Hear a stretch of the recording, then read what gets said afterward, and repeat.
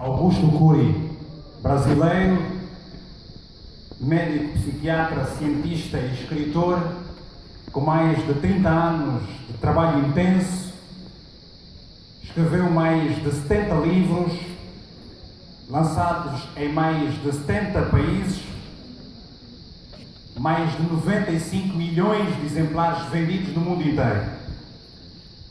Algumas pessoas devem estar a fazer contas, não é? A $1 cada livro. Não é o caso. O pensamento de Augusto Cury tem influenciado o sucesso pessoal e profissional de milhões de leitores e seguidores no mundo inteiro. O seu premiadíssimo livro, O Vendedor de Sonhos, foi levado para as telas de cinema em 2016. E a sua coleção de estudos sobre a mente de Cristo, eu tive o grato prazer de acabar de ler o segundo livro desta coleção, como referência de vida e perfeita liderança, já está programada para a gravação de um seriado nos Estados Unidos pela Fox.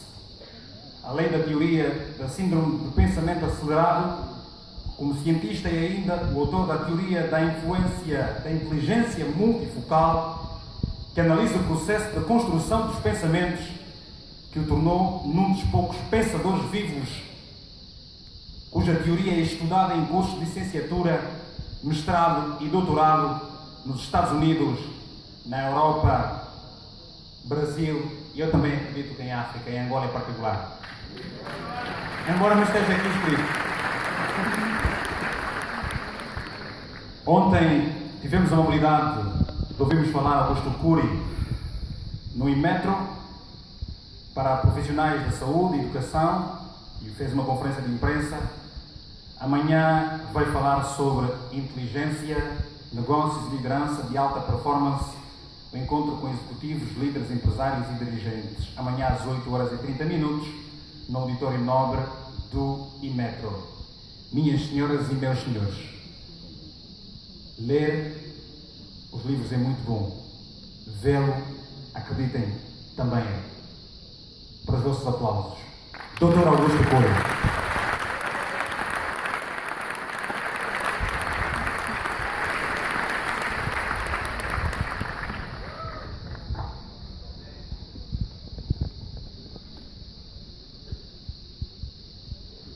Dr. Zaqueu Zenho, uma honra aceitar o convite da Inmetro e a brilhante organização. Doutor Alexandre, você é um dos brilhantes intelectuais da África, ouvi-la foi um privilégio.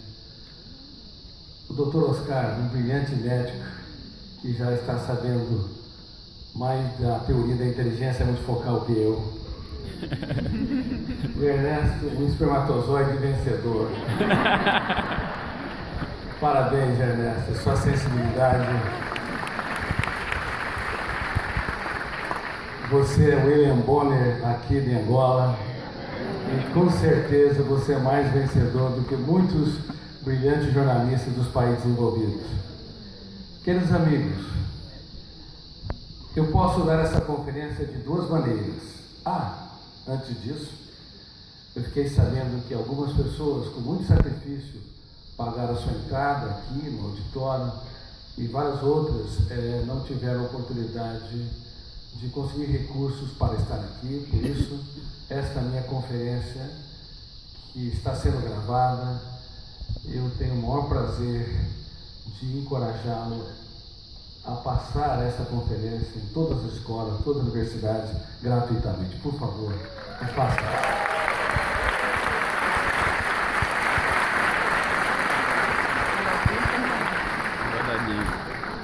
Quero convidá-los a fazer a mais importante viagem que o ser humano deve empreender nesta belíssima e curtíssima trajetória existencial, uma viagem que poucos tiveram habilidade ou coragem de fazer, uma viagem para dentro de si mesmo, para conhecer, pelo menos, alguns fenômenos que estão nos bastidores da nossa mente e que nos testem como seres humanos que pensam e sentem.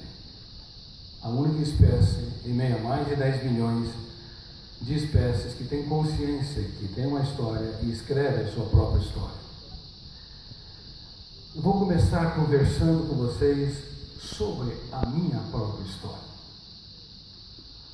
Aqui foi dito que eu sou publicado em mais de 70 países, milhões e milhões de livros, estudado em algumas universidades, mas quero dizer que as raízes de uma árvore são muito mais importantes do que as flores e o perfume que elas exalam.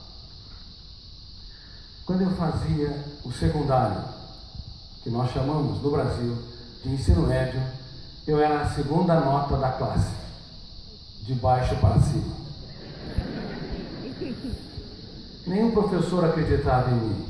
Eu era desconcentrado, vivia no meu imaginário, não tinha deleite do prazer de aprender, como Platão preconizava, nem autonomia, como Paulo Freire sonhava. O meu ego não tinha capacidade de se fixar de maneira profunda no mundo concreto, como Freud também expressava. Meus colegas, meus amigos, eles diziam que eu tinha apenas um caderno e nada escrito. Mas nunca se esqueçam de duas importantes variáveis, dois importantes fenômenos que todo ser humano deve aprender e incorporar, em destaque vocês aqui da África, e em especial vocês de Angola, que passaram por períodos dramáticos de guerras: sonhos e disciplina. Sonhos não são desejos. Desejos são intenções superficiais. Todo ser humano os tem. Desejo de ter um bom amigo, desejo de ser um bom estudante, de encontrar uma pessoa para dividir a história. Desejos fazem parte do psiquismo humano. Todos os dias, dezenas de desejos são milhares e milhares durante um ano. Sonhos, ao contrário, são projetos de vida. Se eles forem reais, eles te controlam, mesmo quando o mundo desaba sobre você. Se eles forem reais, mesmo que podem as copas das árvores, você vai fincar as suas raízes no subsolo e vai extrair águas e nutrientes das partes mais íntimas da sua própria história. Eu tive um sonho que me controlava, de ser um médico e ser um cientista. Os meus amigos do ensino secundário reunidos, comentando com eles sobre este sonho. Ao ouvi-lo, todos ficaram em silêncio. Depois vieram os deboches. Então vocês nunca devem esquecer: os mais importantes projetos humanos são solitários. Se vocês dependerem dos aplausos dos outros, dependerem dos abraços e dos apoios, muito provavelmente você não vai materializá-los. E sonhos precisam de disciplina, garra, energia, dedicação cabal, completa. Eu passei a estudar 12 a 14 horas por dia para reter o conhecimento, assimilar o conhecimento que eu não aprendi durante o primário e o secundário, o ensino fundamental e o ensino médio. E entrei na faculdade de medicina, para espanto de todos os meus colegas. Havia mais de 1.500 candidatos, eu passei em quarto lugar. Quando estava na faculdade de medicina, eu tive um outro sonho. Eu não quero ser um médico comum. Eu não quero ser mais um no teatro da medicina. Eu quero contribuir com a humanidade. Quando todos os professores, após dar uma aula sobre cancro, o câncer que nós chamamos no Brasil, saíam, bem como os alunos, os meus colegas de medicina saíam, eu ficava. Ficava eu e o paciente. E eu queria conhecer as lágrimas que aquele paciente já chorou, os pesadelos, as angústias, os desesperos os fantasmas que norteavam sua mente, e escrevia todas aquelas experiências e vivia cheio de cadernos, porque não tinha computador na época e também não tinha uma máquina de escrever. E no terceiro ano, no início do terceiro ano, eu experimentei o vale mais sombrio da dor, uma dor emocional. Passei por um conflito, uma crise depressiva intensa, e eu descobri que as lágrimas que nós não temos coragem de encenar no teatro do rosto são mais cálidas, mais penetrantes do que aquelas que as pessoas observam. E eu aprendi uma coisa, algo que norteou minha vida: ou a dor nos constrói ou nos destrói. E normalmente ela nos destrói, nos asfixia, nos apequena. Não é defensável, como diz o senso comum, que com o passar do tempo, com a idade, as pessoas amadurecem, se tornam mais sábias, mais tranquilas e serenas. Porque posteriormente, na minha produção científica, na minha produção de conhecimento sobre a última fronteira da ciência, o mundo onde nascem os pensamentos, o mundo onde registramos esses pensamentos nas janelas da memória, e também o mundo do eu como autor da própria história, eu descobri que há um fenômeno que já foi comentado aqui pelo Dr. Oscar, chamado fenômeno RAM. Ele é um biógrafo que registra tudo que você produz. E todas as dores são arquivadas em milésimos de segundos. Todo desespero, toda angústia, todo pensamento punitivo, asfixiante, é registrado. Porque se você não reciclar o seu lixo, imediatamente a sua história vai sendo biografada de maneira atroz. Não apenas, como Freud imaginava, uma pessoa passando nos primeiros anos, na primeira infância, até os 7 anos, por privações, perdas, abusos, pode cristalizar ao longo da vida transtornos psiquiátricos ou mentais. Mesmo tendo tido uma infância feliz e uma adolescência saudável, o lixo que nós produzimos em nossa mente, pensamentos perturbadores, baixa autoestima, medo do que os outros pensam e falam de nós, sentimento de incapacidade, tudo isso é biografado. E isso pode desertificar o que nós temos de melhor. Pode retirar o oxigênio da nossa liberdade. Pode amordaçar, aprisionar-nos no único lugar que todos nós deveríamos ser livres, dentro de nós mesmos. Então, quando eu passei pelo vale mais dramático da dor emocional, eu descobri que a dor não pode me destruir e que eu tenho de atuar nela, que eu tenho de confrontá-la, questioná-la. Na época, eu corri um risco. Eu não procurei nenhum psiquiatra, nenhum psicólogo. Eu procurei um personagem que eu havia abandonado e que eu havia colocado na periferia da minha história e que provavelmente muitos de vocês aqui também colocam. Nós mesmos, vocês mesmos. Eu comecei a questionar por que minha mente tem pensamentos aprisionantes. Por que eu não controlo a construção de pensamentos? Por que a minha emoção não está debaixo do gerenciamento do meu eu? Por que eu não sou autor da minha história? O que penso, como penso? E eu escrevia freneticamente todas essas coisas. E eu tive um insight. Na verdade, foi um período de uma iluminação tremenda. Eu descobri que eu sou um ser humano único e que eu precisava falar de mim comigo mesmo. Muitas pessoas passam toda a sua história de vida sem jamais dialogar profundamente sobre o que são, aonde estão e aonde querem chegar. Sem jamais questionar suas loucuras, o relacionamento que tem com seus filhos, com a sua parceira e com o seu parceiro, sem jamais questionar se são ou não máquinas de trabalhar, máquinas de pensar. Pior ainda, sem jamais questionar que tipo de história estão construindo consigo. Queridos amigos, à medida que comecei a escrever, as dezenas de páginas se tornaram centenas de páginas.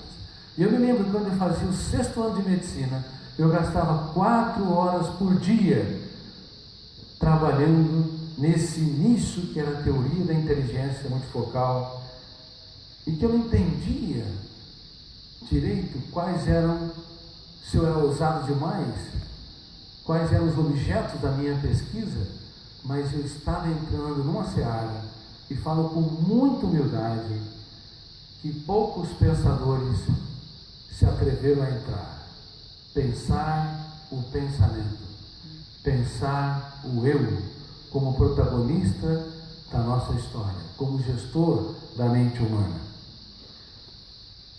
Era uma aventura enorme, com tantos erros, tantas dificuldades, com frases mal escritas, com conceitos mal definidos, mas nunca se esqueça, quem tem medo de se perder, nunca poderá se achar. E a maioria das pessoas tem medo de se perder dentro de si. Se você considerar a personalidade humana como uma grande casa, talvez 99% das pessoas, e eu estou sendo generoso, não conhecem a sala de estar, a sala de visita, nunca penetraram em camadas mais íntimas da sua própria psique. Bom, quando me formei, eu tinha centenas de páginas e resolvi procurar uma editora para publicar um livro resumido do que havia escrito. Sabe quantas editoras me receberam de braços abertos? Nenhuma. Nenhuma editora. E eu nem sabia como publicar o livro, porque nunca ninguém me ajudou a publicá-lo. Nunca tive alguém que me apoiou em publicá-lo. Nunca alguém me disse que eu teria que conversar com o diretor, o gerente editorial. Quando você tem um sonho, não importa os acidentes do caminho, o que é importante é saber aonde você quer chegar. Seja como pai, como mãe, como profissional liberal, como executivo, como ser humano. Se você tem um alvo, mesmo que você se acidente, sangre pelo caminho, você sabe que não importa os atalhos, desde que sejam éticos, você vai chegar lá. E eu me lembro dos períodos, me lembrava dos períodos da minha infância. Vocês aqui passaram por muitas dificuldades e muitos não têm condições financeiras. Eu me lembro quando eu tinha 11 anos de idade, nós éramos 6 filhos, o papai e a mamãe, e todos moravam num quarto só. E eu ficava imaginando como é que meu pai conseguia fazer filhos. 8 num pequeno quarto. Uma infância com muitas e muitas dificuldades financeiras, mas com uma coisa que é vital para se formar pensadores: liberdade para se aventurar, para explorar. Dói-me na minha alma saber que há centenas de milhões de jovens intoxicados com celulares, intoxicados digitalmente, que estão perdendo o prelúdio da vida, perdendo a capacidade de fazer da sua existência um espetáculo único e imperdível. Estão imersos nas redes sociais, falando com centenas ou milhares, raramente profundamente com alguém. E pior ainda, raramente profundamente consigo. Recitem essa tese: se a sociedade me abandona, a solidão é suportável, mas se eu mesmo me abandono, ela é intolerável. Queridos amigos, vocês precisam se procurar. Nunca se esqueça, há um potencial dentro de cada ser humano que o torna igual. Ele tem oportunidades intrínsecas iguais. Nós não somos iguais. Em nossa personalidade, em nossas habilidades, somos únicos, mas todos nós, da África e da América do Sul, da Europa e da América do Norte ou Ásia, todos nós temos um potencial enorme para criar, se reinventar, transformar lágrimas em sabedorias, crises em oportunidade para crescer, os dias mais tristes nos capítulos mais solenes da nossa história. Mas por que não avançamos? Porque o nosso eu não é um bom gestor da nossa mente em destaque, não é um bom gestor de conflitos. Nós sabemos conviver com os aplausos, mas não sabemos lidar com as vaias. E drama e comédia, risos e lágrimas, crises e perdas fazem parte da história de cada ser humano. Fazem parte da sua história. Mas o que você faz com as flutuações da existência? Bom, todas as editoras me rejeitaram e eu resolvi então trabalhar, sobreviver. Estava casado e rapidamente fiz sucesso, porque havia desenvolvido consciência crítica, a arte da dúvida, e me tornei consultor de um dos principais jornais de São Paulo e revista, dava conferências, mas aí, no auge, na exposição da mídia, com muitas entrevistas, também em televisão, eu percebi que estava traindo o meu sonho. Nada é tão dolorido quando nós traímos os mais belos sonhos. Eu não sei se você é fiel aos seus sonhos ou se você os escondeu debaixo do tapete das suas atividades. Eu não sei se você luta por aquilo que você acredita ou tem sido apenas um ser humano preocupado com a sua sobrevivência, esquecendo aquilo que te move e que no passado te controlou. Eu sei que eu saí do auge e fui para o interior de São Paulo e ali comecei a atender os meus pacientes, e porque as técnicas foram eficientes, atendi da cidade, da região, depois atendi de outros estados e comecei a atender pacientes de outros países. E nos intervalos, nos finais de semana, nos feriados, continuava escrevendo a teoria. O sonho de ser um cientista voltou na plenitude. Continuava escrevendo sobre essa fronteira complexa das ciências. Aí não foram mais centenas de páginas. Eu escrevi mais de 3.000 páginas antes de publicar meu primeiro livro. Eu me lembro que quando a minha filha mais velha, na época, tinha 11 anos de idade, eu estava absorto na minha produção de conhecimentos e a minha esposa buzinava pedindo para eu apressar, e mais uma vez eu me atrasei. Era um aniversário de uma das suas colegas. Quando eu entrei no carro, a minha filha, que cresceu sabendo que o pai estava escrevendo um livro, uma teoria sobre o funcionamento da mente, ela fez a pergunta fatal: papai, quando é que você vai terminar seu livro?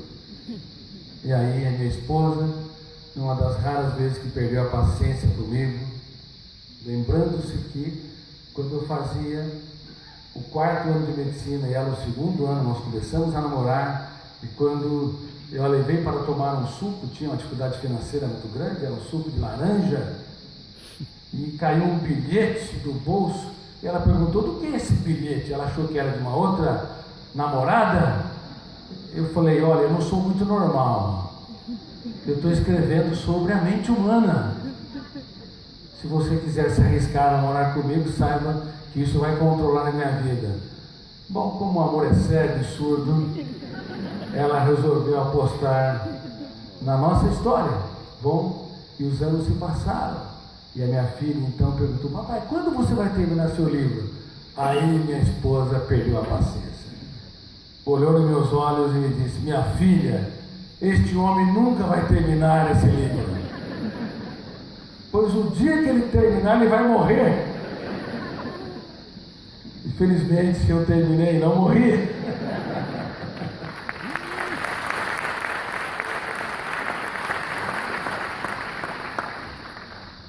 Quanto tempo você tem gasto pelos teus mais importantes sonhos? Sim, alguns estão debaixo do seu tapete, outros estão latentes e ainda outros estão ativos. Quanto tempo você tem? Quanto tempo você gastaria para correr atrás de algo que não é só para você? Porque um sonho que é individualista, o sonho de ser famoso, o sonho da necessidade neurótica de poder, de ser o centro das atenções, esse tipo de sonho, ele não é saudável. O melhor sonho é aquele que você dá o que você tem de mais precioso para fazer as pessoas felizes. Porque o egocentrismo, o egoísmo e o individualismo hoje são dignos de dó. Nós temos observado que todas as pessoas que gravitam na órbita dos seus conflitos não são felizes. Se você encontrar alguém autoritário, tenha compaixão e não raiva. Se você encontrar alguém que tem necessidade neurótica de humilhar os outros, de controlar os outros, tenha compaixão, porque ele é verdadeiramente infeliz. Porque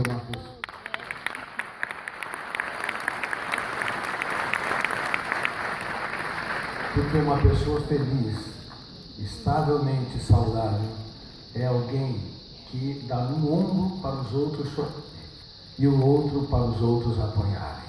Nunca se esqueça, uma pessoa verdadeiramente grande se faz pequena para tornar os pequenos grandes.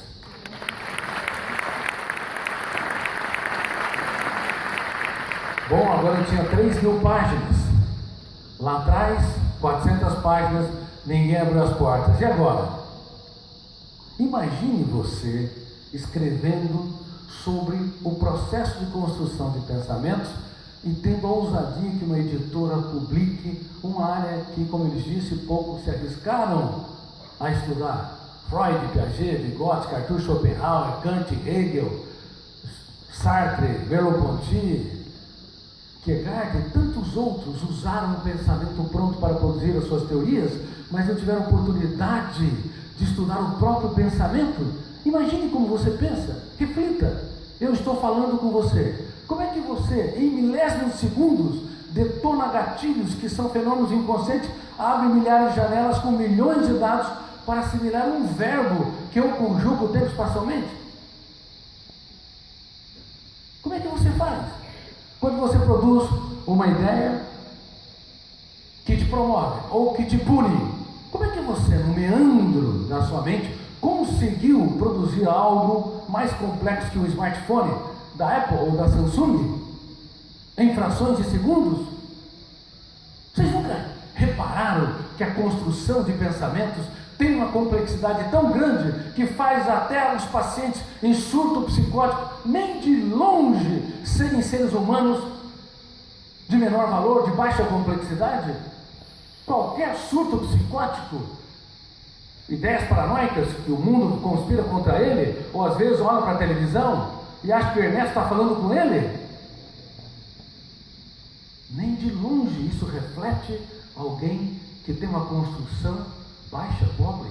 Mas somos tão complexos, somos capazes de construir filmes de terror em nossa mente. Quem é que constrói seus filmes de terror? Levante as mãos. Sejam sinceros, por favor. Vocês. Só espero que o Ernesto, não acredito que o Ernesto esteja falando com vocês. Queridos amigos, eu quero dizer, escrever sobre isso e transmitir no papel é uma das coisas mais difíceis, porque quando você escreve, você traduz em símbolos aquilo que não é simbólico. Você traduz em código aquilo que é rebelde aos códigos. Bom, eu resumi 3.000 páginas e enviei para as editoras. Havia passado mais de 25 anos. Sabe quantas editoras me receberam de braços abertos? Sabe quantas? Nenhuma. E as respostas duravam meses. Enviava o livro, 4 a 5 meses, envia uma resposta. Olha, o seu livro é interessante. As pessoas não entenderam quase nada. Mas não preenche a nossa linha editorial. Você desistiria dos seus sonhos? Mesmo quando tudo conspira que você está tendo um delírio? Por isso, nunca se esqueça, uma vida sem sonhos é um céu sem estrelas, é uma manhã sem orvalhos, é uma mente sem criatividade, é uma história sem sentido. Sem sonhos, nos tornamos máquinas de trabalhar, máquinas de pensar, como eu disse, e não seres humanos complexos e completos. E as crianças estão perdendo a capacidade de sonhar, e os adolescentes se aventurar. Eu tenho dado conferências para plateias e mais plateias de magistrados. Eu tenho lhes dito que estamos assistindo perante os juízes, inclusive para a cúpula da Polícia Federal e até para o Supremo Tribunal Federal. Estamos assistindo um trabalho escravo legalizado. Crianças e adolescentes que têm tempo para tudo, menos tempo para ter infância e adolescência saturada de aventuras. Talvez os seus filhos estão vivendo um trabalho intelectual escravo e vocês não percebem. Se vocês não rolam no tapete com eles, não se aventuram, se vocês não trocam aquilo que o dinheiro não pode comprar, o capital das experiências, se vocês não falam das suas lágrimas para os seus filhos aprenderem a chorar as deles, vocês podem dar todo o tesouro do mundo, os melhores produtos e as melhores roupas de marcas, vocês vão gerar mendigos emocionais.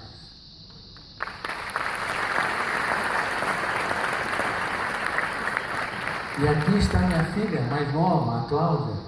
Quantas vezes eu reuni a Cláudia e minhas outras 2 filhas e lhes contei, não os períodos de sucesso, mas as lágrimas que eu chorei e aquelas que não tive coragem de chorar.